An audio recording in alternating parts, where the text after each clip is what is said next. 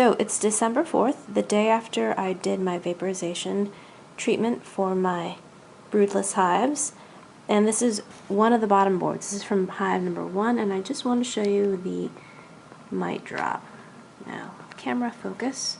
Pardon this dirty bottom board. I had emptied it out yesterday. It had some water in it, and so it was cleared. And as soon as my camera can focus here, I want to show you the mites. There are a couple. So I counted here, there's about 12 to 20 mites that fell. There you can see them right there, right there, right there. And here's some more. There's another one there. And there.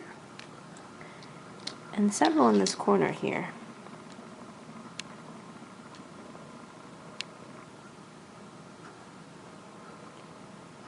Right there, right there.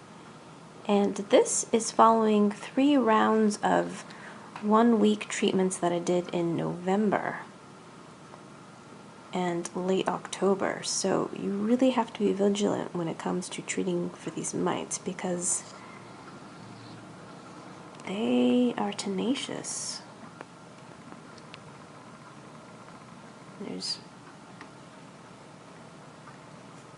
So just want to show you an update. And the drop was pretty much the same for about all of them. This one was just the easiest to see because the other bottom board still had diatomaceous earth in there, so it was more difficult to see which were new mites and which were old mites. But since I cleaned this one off mostly yesterday, these are all new mites. Okay, thanks.